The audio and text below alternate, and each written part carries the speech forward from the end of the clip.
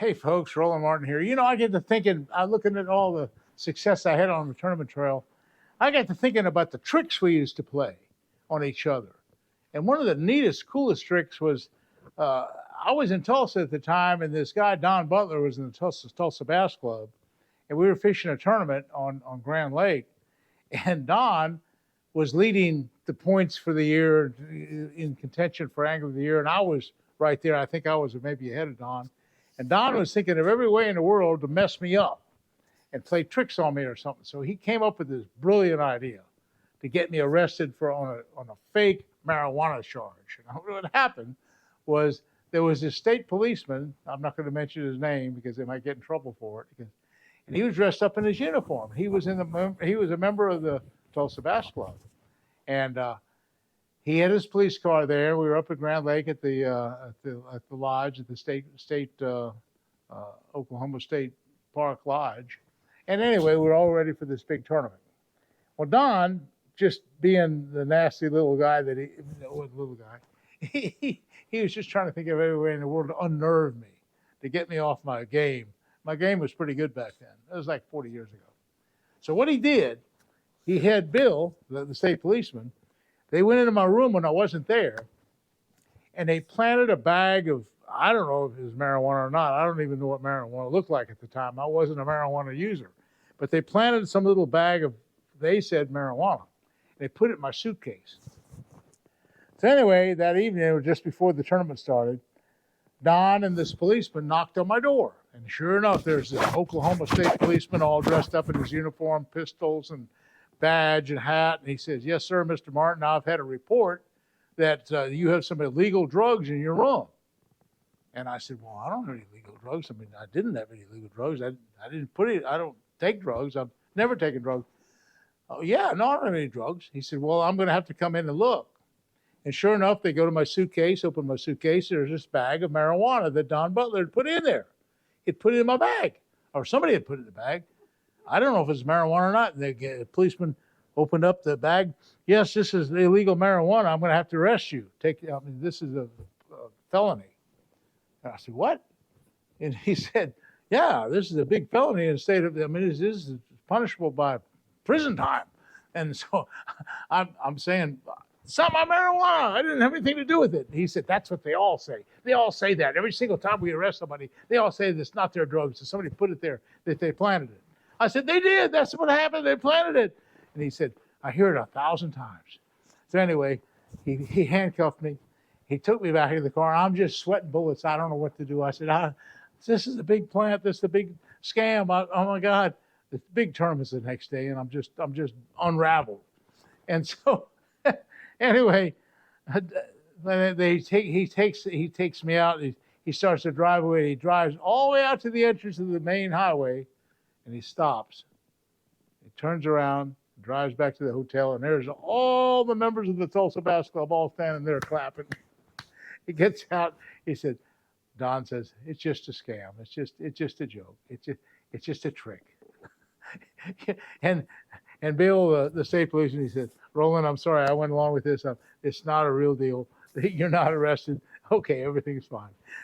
But anyway, I was so nervous the next day I couldn't hardly fish. I was thinking about going to prison for the rest of my life over a fake drug charge. Anyway, that's the kind of tricks we used to play. Now, Don Butler, he played the trick on me with that fake marijuana deal, but I did just as bad. I remember the time when I was with Bill Dance. It was that same year, 1970, I think it was.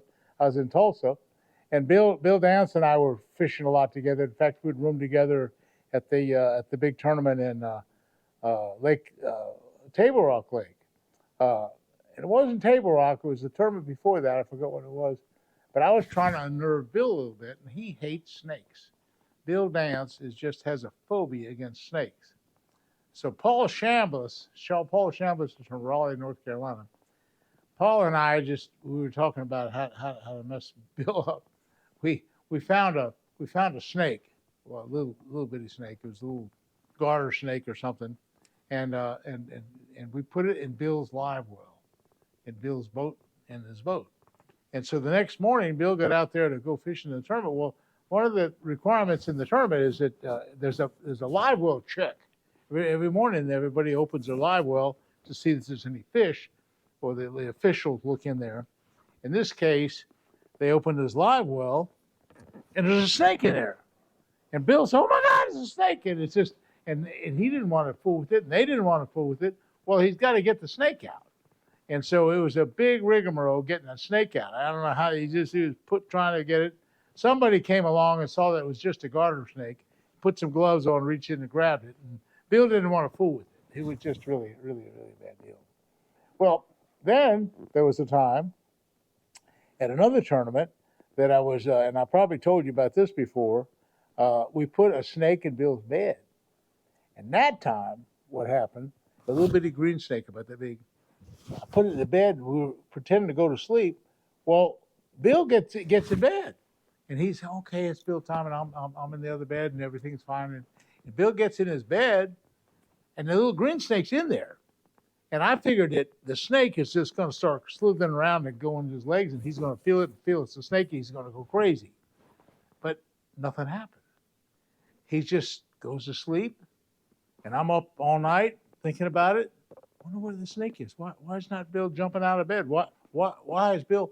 There's a snake in his bed. You think he'd be crawling around and getting, he'd feel it and wake up and go screaming and go crazy. But no, Bill slept like a baby, and I'm up all night thinking about it. The next morning, Bill gets up to go, and he goes fishing, and everything's fine, and I'm looking all around the room for the snake. I never saw the snake again. The snake was a little bitty green snake. It was gone. It was never to be seen again. But it kept me up all night. So that was a backfire trick. Anyway, all these tricks were something. And we really had a lot of fun on the tournament trail. Another time we had an anahinga. An anahinga is a deal. It's now Paul Chambliss was rooming with Bill Dance at the time, and I was just part of this deal. But what the trick was, an anahinga is like a comrade. It's a big bird. It's a big giant bird. Now, I don't know how Paul caught it. I'm not sure. He came in and had it in the live well. He had it in his net, his cast net, his regular fish net. And we came into the room where Paul was rooming with Bill, and I was kind of part of the deal because Paul knew that I like to play tricks. And we said, let's put the anahinga, which is the comrade, the big ass bird, let's put it in the toilet. So we open up the seat and we take the big cast net or fish net, we put the thing in there, it goes down the toilet, close the lid. Well, that was crazy. This thing is a big bird. It's just all nasty. It just goes fly.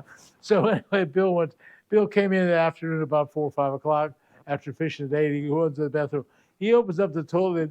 That big ass anahinga came blowing out of there like crazy, just flying all over the place. That was a pretty cool deal. That was a good trick. It was a good trick. That was one of the best. Anyway, folks, hey, these tricks are something. We really enjoy talking about them. We'll see you again soon.